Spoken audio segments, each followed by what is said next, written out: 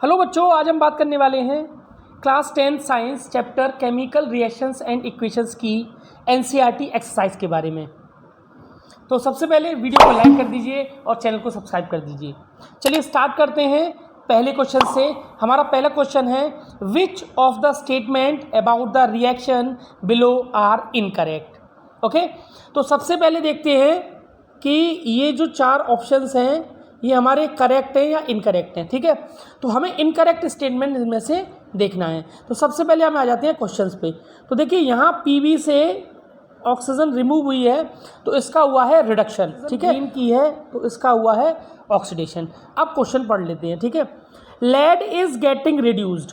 देखिए lead is not getting reduced, lead oxide is getting reduced, तो ये statement गलत है, ए। ठीक है, B, carbon dioxide is getting oxidise, ये स्टेटमेंट भी गलत है, बी। ठीक है, कार्बन इज गेटिंग ऑक्सीडाइज, ये सही है। ठीक है, lead oxide is getting reduced, ये भी सही है। हमें छांटने हैं इनकरेक्ट स्टेटमेंट्स, तो इसमें से A and B are incorrect statements. ठीक है, तो इसका आंसर हो जाएगा first, A and B. Okay, question, Fe2O3 plus 2Al arrow Al2O3 plus 2Fe, the above equation is an example of।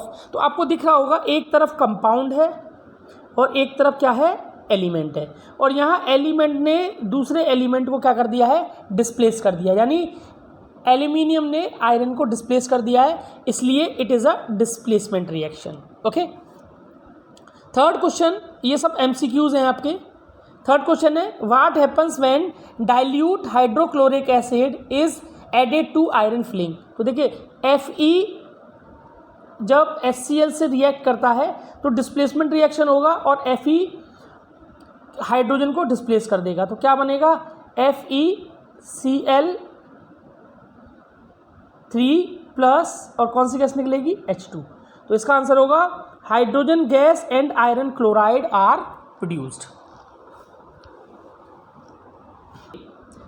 What is the balanced chemical equation? Why should chemical equation should be balanced? तो देखिए बड़ा simple सा answer है कि जो balance chemical equations का मतलब होता है कि total number of atoms of the element should be equal to both the sides, यानी reactant side should, the atom of reactant side should be equal to the atoms of product side. ठीक है, अब ऐसा करते क्यों हैं, देखिए conservation of mass क्या कहता है कि रिएक्शन से पहले और रिएक्शन के बाद जो नंबर ऑफ एटम्स हैं वो हमेशा क्या रहनी चाहिए, बराबर रहनी चाहिए, यानी मास हमेशा क्या रहना चाहिए, कंजर्व रहना चाहिए। ठीक है, जैसे इस रिएक्शन में आपने देखा है 2Mg प्लस O2 क्या होगा, 2MgO। तो यहाँ देखिए दोनों बैलेंस हैं, यहाँ Mg2 है, यहाँ भी Mg कितने हैं, 2 है, यहाँ ऑक्सीजन 2 है और यहाँ भी ऑक्सीजन कितनी हो गई, यहाँ देखिए ये 2 हो गई ऑक्सीजन। ठीक, next question, translate the following statement into the chemical reaction. चलिए एक एक करके देखते हैं। सबसे पहला है, hydrogen gas combine with nitrogen. तो hydrogen gas combine with nitrogen यानी N2। ठीक है, क्या बनता है, अमोनिया। क्या बना रहा है, अमोनिया। ठीक है, ये देखिए अमोनिया बनता है, तो अमोनिया कैसे बनेगा, तो ये बनता है अमोनिया NH3।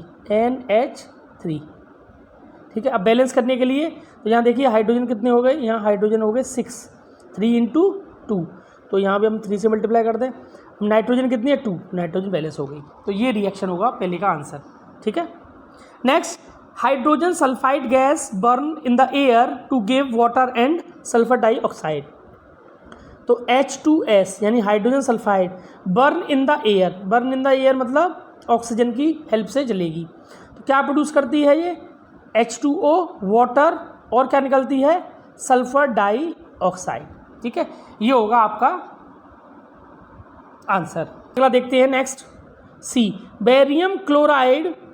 बेरियम क्लोराइड मतलब BaCl3 प्लस और क्या कह रहा है, रिएक्ट विद एल्यूमिनियम सल्फेट, तो Al2SO4 का होल थ्राइस, SO4 का बोलता है। अच्छा, अब अगर आप देखना चाहते हैं कि ये बेरियम क्लोराइड और एल्यूमिनियम सल्फेट बना कैसे, तो मेरा एक और वीडियो जिसमें मैंने आपको how to make a chemical reaction बनाना बताया है, वहाँ से आप देख सकते हैं, वहाँ से आप सीख सकते हैं कि ये जो कंपाउंड है वो कैसे क्रिएट होते हैं। चलिए, इसके बाद बन क्या रहा है, एल्यूमिनियम क्लोराइड और क्या बनना है, बेरियम सल्फेट यानी BaSO4। ये हो गया इसका आंसर। ठीक है, चलिए अगला देखते हैं। Potassium metal reacts with water. Potassium metal reacts with water, क्या बनेगा, KOH, पोटेशियम हाइड्रोक्साइड, और कौन सी गैस रिलीज होगी, हाइड्रोजन गैस रिलीज होगी। तो ये इसका आंसर हुआ। आई होप आपको समझ में आ गया होगा। चलिए अगले क्वेश्चन की तरफ बढ़ते हैं, यहाँ से आप आंसर नोट कर सकते हैं।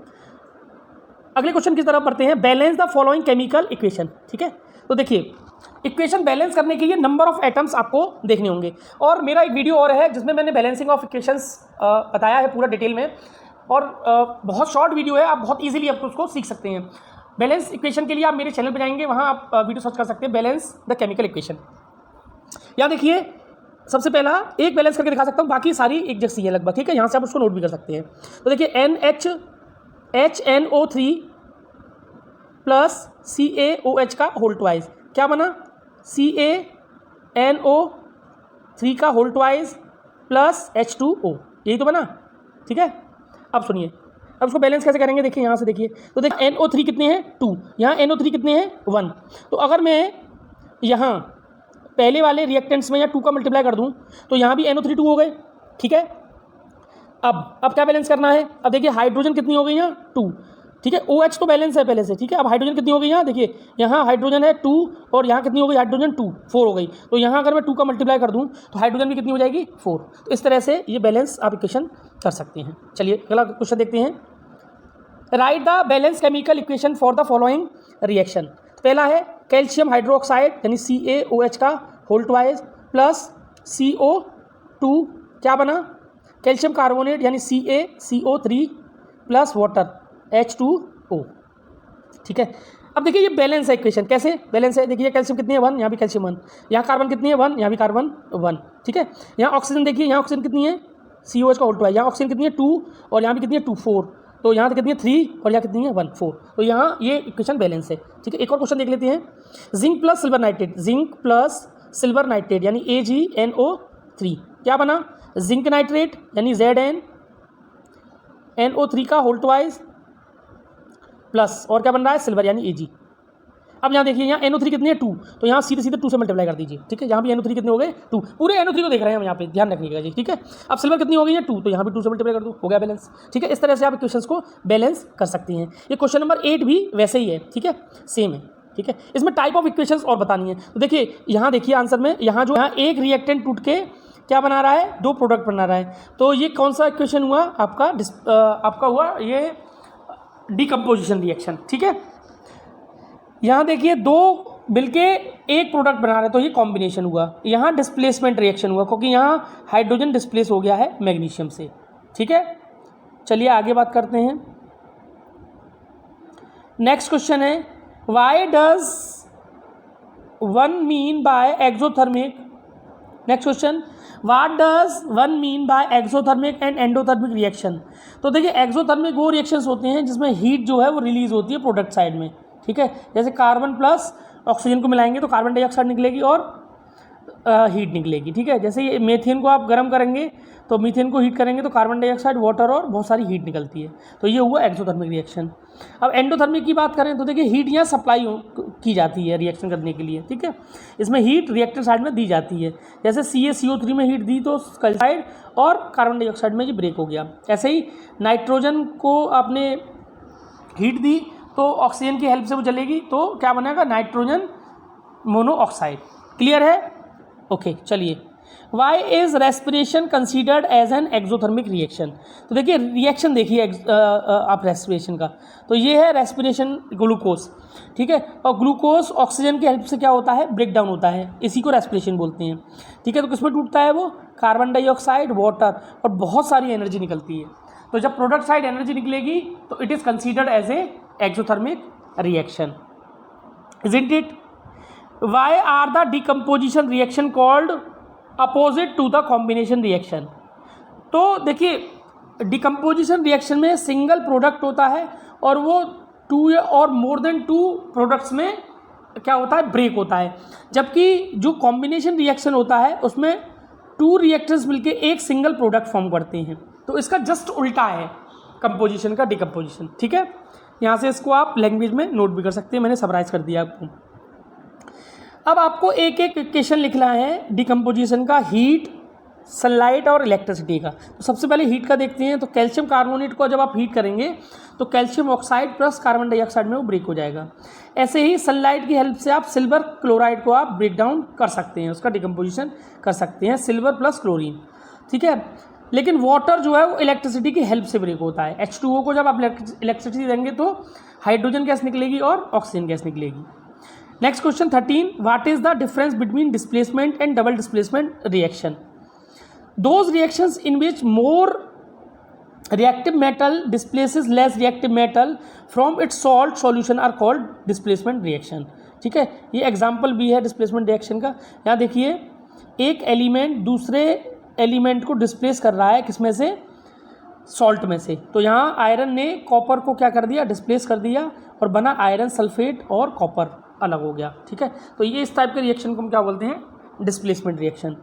एक पहचानने का तरीका और है, एक तरफ कंपाउंड होगा और एक तरफ एलिमेंट होगा, तो आप समझ लीजिएगा ये डिस्प्लेसमेंट रिएक्शन है।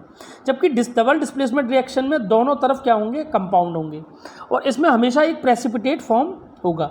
Those reactions in which 2 compounds exchange there ions, देखिए यहाँ H+ आयन है और वहाँ OH- आयन है, तो यहाँ आयंस क्या हुए, एक्सचेंज हुए हैं और ये रिएक्शन बना है। क्लियर।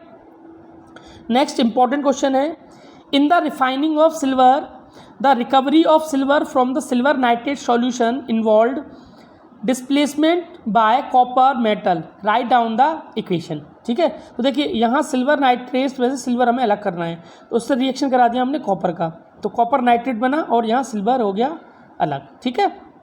बहुत आसान है, बड़ा सिंपल सा है, आप इजीली इसको देख सकते हैं। What do you mean by the precipitate reaction, explain by given example. तो देखिए प्रेसिपिटेट रिएक्शन फॉर्म होता है जब डबल डिस्प्लेसमेंट रिएक्शन होगा। Those reaction in which 2 compounds react from a insoluble compound, जब 2 कंपाउंड रिएक्ट करके एक इंसॉल्युबल प्रोडक्ट फॉर्म करते हैं, ठीक है, तो उसी को हम क्या बोलते हैं, प्रेसिपिटेट बोलते हैं। और इस रिएक्शन को, जिसमें ये प्रेसिपिटेट फॉर्म हो रहा है, उस रिएक्शन को बोलते हैं प्रेसिपिटेट रिएक्शन। क्लियर है। इसका एग्जांपल देख लीजिए, AgNO3 प्लस NaCl को अगर रिएक्ट कराएंगे तो AgCl प्लस NaNO3, ठीक है। तो यहाँ जो AgCl है ये क्या है, प्रेसिपिटेट है, वाइट कलर का। क्लियर। एक और आंसर है PbNO3 plus 2HCl, PbCl2 plus 2HNO3, तो यहाँ PbCl2 क्या है, प्रेसिपिटेट है। Clear. Explain the following in the term of gain and loss of oxygen with 2 example of each. देखिए oxidation in which process the oxygen gain, यानी oxidation यानी oxygen का addition होना, ठीक है। देखिए यहाँ मैग्नीशियम में ऑक्सीजन का एडिशन हुआ है तो मैग्नीशियम ऑक्साइड बना, या कॉपर में हुआ है तो कॉपर ऑक्साइड बन गया। रिडक्शन क्या होता है, रिडक्शन मतलब it is the process in which removal of oxygen takes place. तो यहाँ देखिए कॉपर ऑक्साइड में से क्या निकल गया, ऑक्सीजन निकल गया, तो कॉपर ऑक्साइड का क्या हुआ, रिडक्शन हुआ यहाँ, ठीक है। ऐसे ही आयरन ऑक्साइड में से क्या निकल गया, ऑक्सीजन निकल गया, तो देखिए यहाँ जो आयरन ऑक्साइड है उसका क्या हुआ, रिडक्शन हुआ। ये एग्जांपल हो गए इनके। 17 बहुत ही इंपॉर्टेंट क्वेश्चन है, कई बार पेपर में आ चुका है। A shiny brown coloured element x on heating in air becomes black in colour, name the element x and black coloured compound form. तो आप ध्यान दीजिएगा कि तो यहाँ ध्यान दीजिएगा कि जो एक्स आपका जो एलिमेंट है वो कॉपर होना चाहिए। क्यों, कॉपर जो है वो किस कलर का होता है, ब्राउन कलर का होता है। कॉपर किस कलर का होता है, ब्राउन कलर का, ठीक है।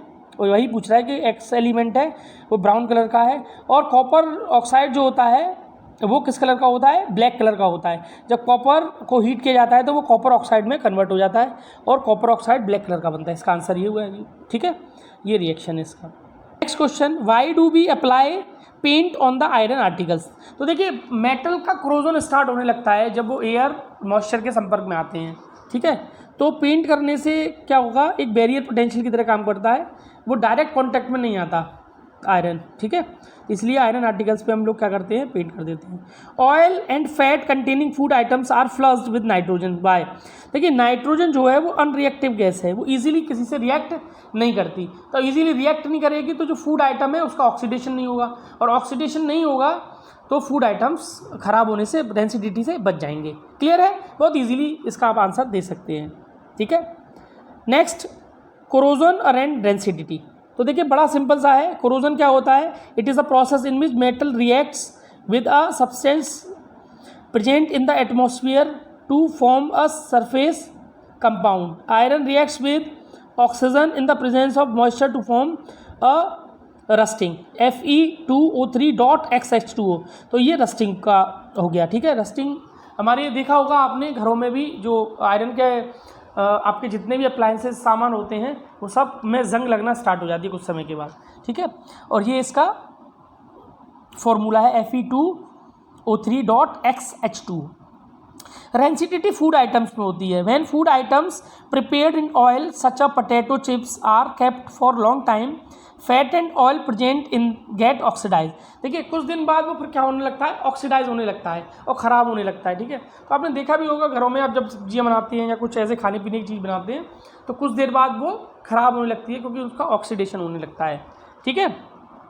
तो इससे बचाने के लिए हम उसको क्या करते हैं, रेफ्रिजरेटर में रखते हैं या फिर एंटीऑक्सीडेंट मिलाते हैं, ठीक है, कुछ इस तरह का करते हैं। तो कोरोजन और रेंसिडिटी आई थिंक आपको समझ में आ गया होगा। आज का चैप्टर यहीं तक। अगर आपको वीडियो अच्छा लगा तो प्लीज़ वीडियो को लाइक कीजिए, चैनल को सब्सक्राइब कीजिए। धन्यवाद।